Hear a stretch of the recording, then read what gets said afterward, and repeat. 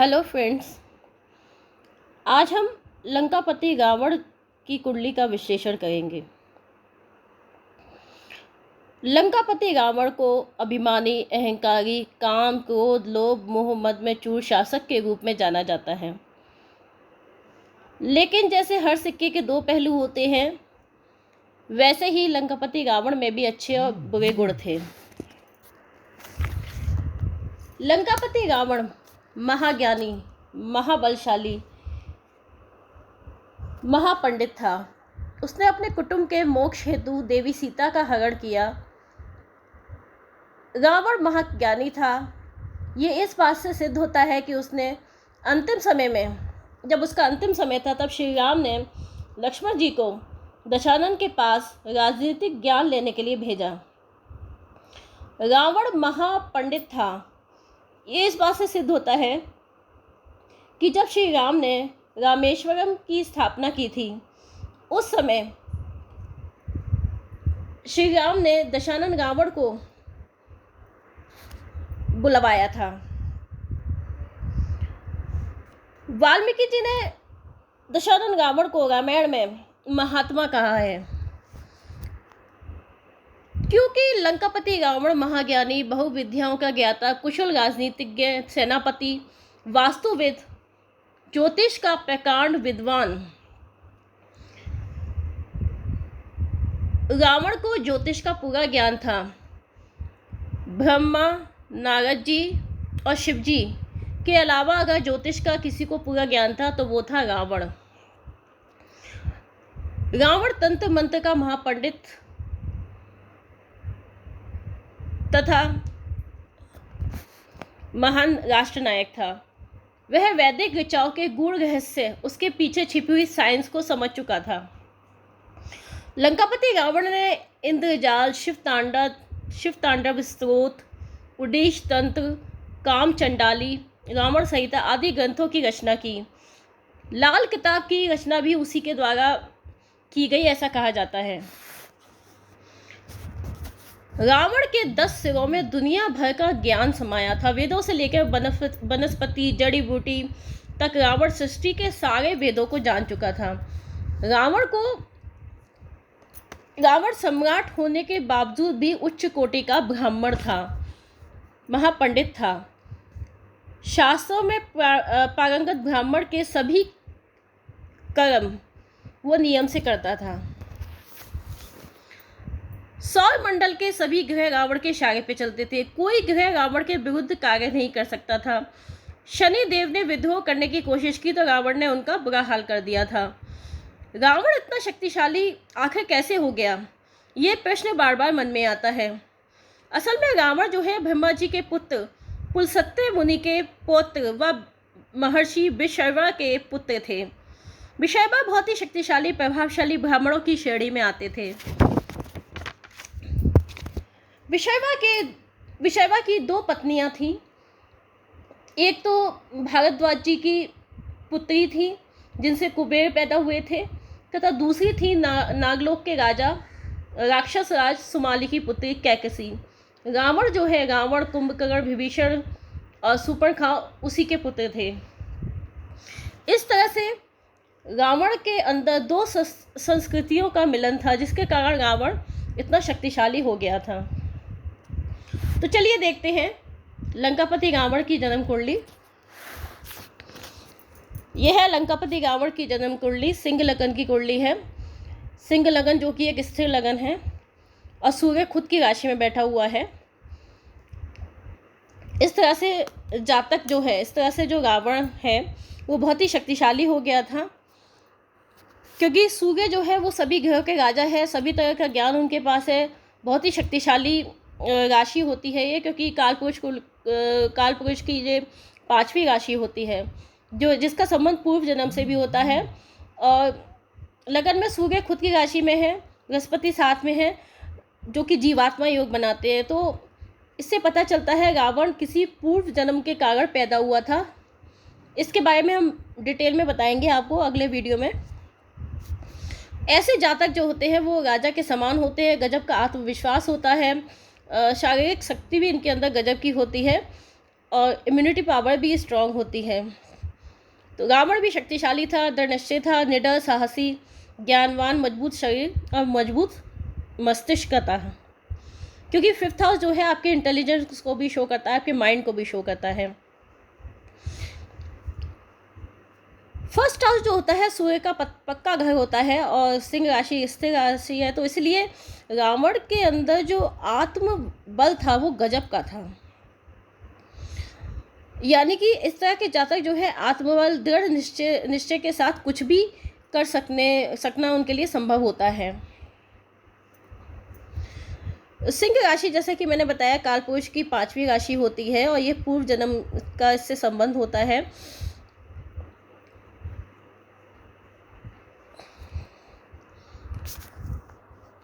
साथ ही ये मंत्र तंत्र की भी राशि होती है। मंत्र की शक्ति भी मंत्र जाप की शक्ति भी इसमें होती है। इसी कारण रावण इतना शक्तिशाली, ज्ञानी, सुखी, साहसी, गुप्त विद्याओं का ज्ञाता, आत्मबल उच्च कोटि का था, इच्छा शक्ति प्रबल थी। यहाँ पे जो सूर्य और बृहस्पति का जो योग है, बृहस्पति यहाँ पे नवम के स्वामी हैं और पंचम के स्वामी हैं। नवम भाव होता है गुप्त विद्याओं का, रहस्यमयी ज्ञान का, तो रावण के अंदर वो सभी कुछ था। 5th हाउस जो है आपका मंत्र शक्ति को भी बताता है। रावण ने मंत्रों की शक्ति के द्वारा सभी देवताओं को प्रसन्न कर लिया था। ब्रह्मा जी से आशीर्वाद ले लिया था, शिव जी से आशीर्वाद ले लिया था। सूर्य और बृहस्पति के साथ में यहाँ लगन में शुक्र भी बैठे हैं, जो जातक को विद्वानों में विद्वान बनाते हैं, महापंडित बनाते हैं। गुरु शुक्र का योग जो लगन में है, ये गंधर्व योग भी बनाता है। जातक जो है फाइन आर्ट्स में परफेक्ट होता है। रावण भी जो है नृत्य है, गायन है, वाद्य यंत्र, इन सभी में प्रवीण था। रावण बहुत अच्छा गायन करता था, वाद्य यंत्रों को बजाने में प्रवीण था। शुक्र जो है जब लगन में होता है तो जातक जो है सुंदरता का कला प्रेमी होता है, सुंदरता का पुजारी होता है। शुक्र यहाँ पे पराक्रम का स्वामी है और कर्म का स्वामी है। लगन में बैठा है तो ये सिंहासन योग बना रहा है, साथ ही पराक्रम योग भी बना रहा है। आप देखिए लगन में ही कितने सारे योग बन रहे हैं।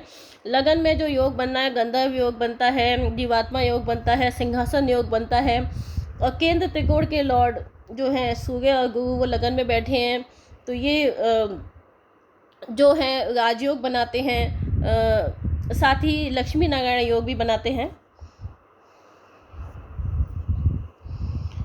लेकिन शुक्र जब सूर्य और बृहस्पति के साथ में होता है तो थोड़ा जातक जो है सेल्फ बोस्टिंग नेचर का हो जाता है, मतलब अपनी तारीफ खुद करना, बड़ी बड़ी बातें करना अपने बारे में, और जातक को अपने बारे में सुनना ही पसंद होता है, किसी और को अपने से ऊपर वो नहीं सुन पाता है। साथ ही यहाँ पे शादी के बाद जो है जातक की शक्ति और बढ़ जाती है, जातक की प्रॉस्पेरिटी और बढ़ जाती है, उसकी ताकत और बढ़ जाती है।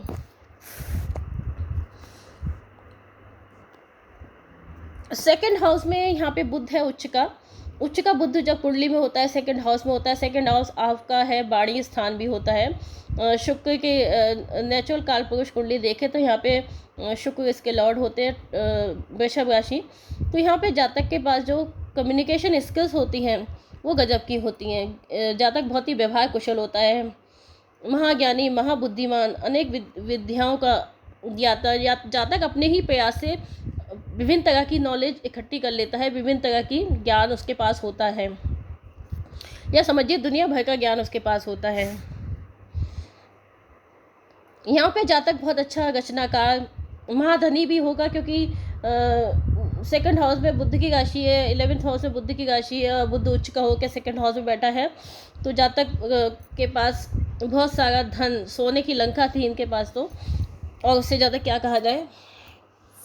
उनकी वाणी में अमृत होता है, उसी के द्वारा उन्होंने शिव जी को पसंद कर लिया था। शिव जी ने अपनी शक्तियाँ जो है रावण को दे दी थी। इनकी वाणी बहुत ही ओजपूर्ण, तेजस्वी, बहुत ही विटी होते हैं। इनके सामने किसी का भी कोई भी इनसे कोई बात करे तो मन तो मुग्ध हो जाता है। इन्होंने कई गूढ़ विद्याओं की रचना की, तंत्र मंत्र यंत्र के सभी रहस्यों को जान लिया था अपने ही प्रयास से, और विभिन्न विद्याओं में ये पारंगत हो गए थे। इनकी अपनी प्रभावशाली व्यक्तित्व वाणी के द्वारा इन्होंने शिव जी को प्रसन्न कर लिया था। मंगल यहाँ पे जो है 6वें भाव में बैठे हैं उच्च के होके। 6ठा भाव जो होता है दुश्मन को भी बताता है। यहाँ पे ये बताता है कि दुश्मन बहुत ही शक्तिशाली है, बहुत ही शक्तिशाली दुश्मन से इनका सामना होगा। श्री राम जी से इनका सामना हुआ।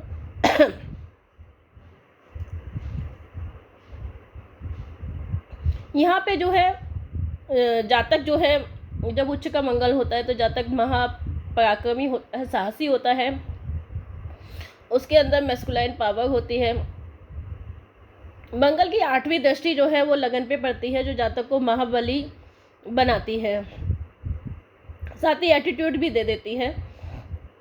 जातक अपने आगे किसी की सुनता नहीं है, सिर्फ अपने बारे में सुनना पसंद करता है। यहाँ पे राहु केतु के एक्सेस के बाहर है मंगल भाई को भी शो करता है। इन्होंने विभीषण को लंका से बाहर कर दिया था। लगन पे राहु की दृष्टि होने से जातक के को अपने ज्ञान पे अहंकार हो जाता है, अपने ऊपर अहंकार हो जाता है, और अहंकार ही इनके विनाश का कारण बना। जब व्यक्ति में अहंकार आ जाता है, राहु की 9वीं दृष्टि गुरु पे है, सूर्य पे है, तो जातक जो है धर्म के विरुद्ध कार्य करता है, अपने आप को सर्वश्रेष्ठ मानता है, किसी की सुनता नहीं है, बुद्धि भ्रमित हो जाती है, क्योंकि 5th हाउस इंटेलिजेंस को भी शो करता है। ब्राह्मण बड़ों का अनादर करना, उनके साथ दुर्व्यवहार करना, ये जातक का नेचर हो जाता है। रावण की कुंडली में बहुत बड़े बड़े धन योग बनते हैं। लंकापति रावण की कुंडली में बुध उच्च का है, धनेश और लाभेशों के। दूसरा है शुक्र, सूर्य, बुध, शनि, ये लगातार भावों में है। तीसरा है शुक्र पे राहु की दृष्टि जो पड़ती है, तो यहाँ पे नागमणि योग भी बनता है। गुरु खुद फाइनेंस का कारक है, वो भी इनके साथ में बैठा हुआ है, तो लंकापति रावण के पास धन की कोई कमी नहीं थी। शनि जो है 3रे भाव में उच्च का बैठा है। शनि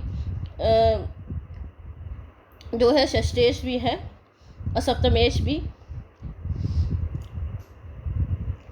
जो जातक को बहुत ही ज़्यादा महापराक्रमी साहसी बना देते हैं। और जो पराक्रम का लॉर्ड है वो लगन में बैठा है, तो जातक बहुत ही बलशाली और विलासिता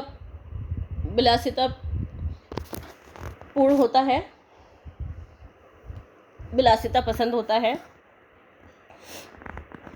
शनि जो है षष्ठेश है, तो 3य भाव में भाइयों से मनमुटाव पैदा करता है, लेकिन उच्च का होने के कारण भाइयों ने इनका साथ दिया। लेकिन मंगल जो है वो छोटे भाई को भी शो करता है,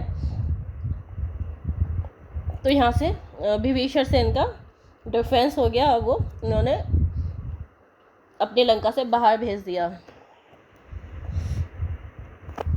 या समझिए मंगल दुश्मन के हाथ में बैठा है, तो मंगल यहाँ पे दुश्मन हो गया, मंगल ने दुश्मन की भूमिका निभाई।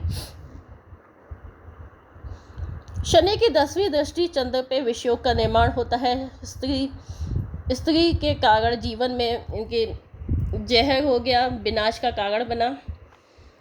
चंद्र यहाँ पे अपनी राशि में है,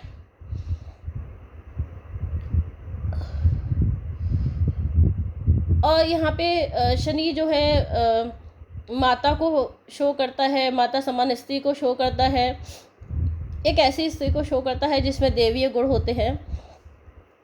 तो यहाँ हम सीता जी का एक तरह से चंद्र जो है यहाँ पे रिप्रेजेंट करता है।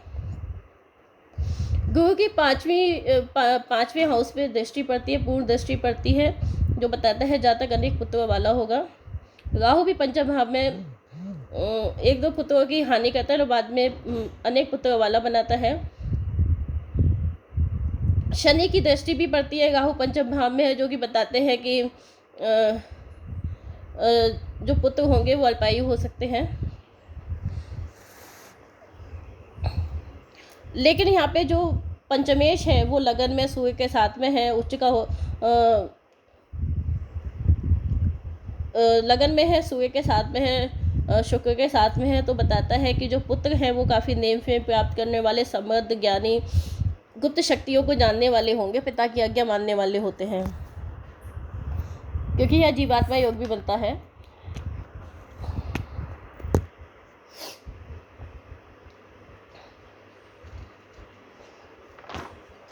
यहाँ पे फिफ्थ में राहु है, शनि की तीसरी दृष्टि है, ये पुत्रों की अकाल मृत्यु को शो करती है। बुद्धि का जो दुरुपयोग है उसको भी शो करती है कि रावण ने बुद्धि का दुरुपयोग ज़्यादा किया, बुद्धि विद्या का, अपनी ज्ञान का दुरुपयोग ज़्यादा किया, और अंत समय में बुद्धि उसकी विपरीत हो गई, भ्रमित हो गई। राहु की दृष्टि लगन पर, पंचमेश पर, जो कि बताती है कि जातक जो है रावण जो है भगवान विरोधी हो गया था, श्री राम का विरोधी, क्योंकि बृहस्पति यहाँ पे जो है विष्णु भगवान को शो करते हैं, शुक्र जो है यहाँ पे लक्ष्मी को शो करती हैं, सूर्य यहाँ पे जो है सूर्यवंशी थे श्री राम जी, उसको शो करते हैं। लंकापति रावण की नाभि में अमृत था जिसे श्री राम ने सुखा दिया था। तो देखिए यहाँ पे चंद्रमा जो है 12वें घर में अपनी राशि में बैठा है, जो कि अमृत को शो करता है। मंगल दुश्मन को शो करता है, सप्तम दृष्टि से चंद्रमा को देख रहा है। मंगल विपन भी है, मंगल अग्नि भी है। तो इस तरह से पूरा योग बनता है। यहाँ पे जो भी घटनाएं रामायण में हुई, जो भी घटनाएं रावण के साथ हुई, उन सभी का योग इस कुंडली में बनता है। चंद्रमा जब 12वें भाव में होता है तो व्यक्ति सृजनात्मक कार्य करने में प्रवीण होता है और कला के धनी होते हैं और समाज में अपनी कला के माध्यम से नेम फेम प्राप्त करता है। लेकिन यहाँ पे चंद्रमा 12वें घर में होता है तो इसके जो गुण कम होते हैं, अवगुण ज़्यादा होते हैं, क्योंकि इस तरह का चंद्रमा जो होता है बदनामी देता है, जहाँ तक किसी की सुनता नहीं है, जहाँ तक इगोइस्टिक हो जाता है और जहाँ तक जो है अपनी मनमानी करता है, और अगर कोई उसे उसकी बात काटे तो उसे बिल्कुल पसंद नहीं होता, जो जहाँ तक कहता है वही सही है।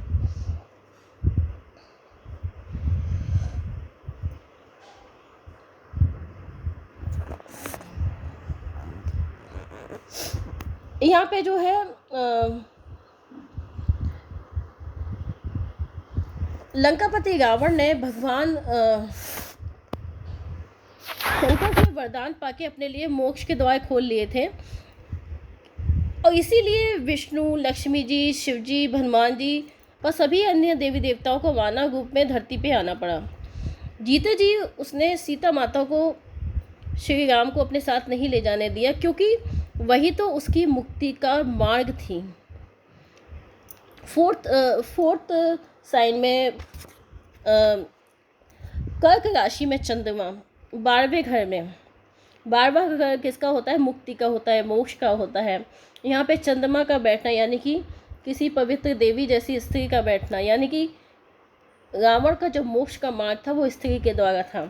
और क्योंकि रावण त्रिकालदर्शी था तो उसने देख लिया था कि श्री राम जी हैं वही जो है विष्णु के अवतार है, उन्हीं के हाथों उसकी मुक्ति होनी है। तो फ्रेंड्स, ये था रावण की कुंडली का विश्लेषण। अगर आपको ये वीडियो पसंद आया हो तो इसे लाइक करना मत भूलिएगा। Thank you.